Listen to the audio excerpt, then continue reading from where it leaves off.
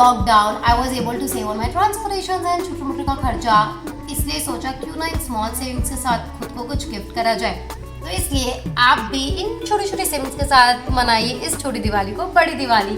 Happy Diwali.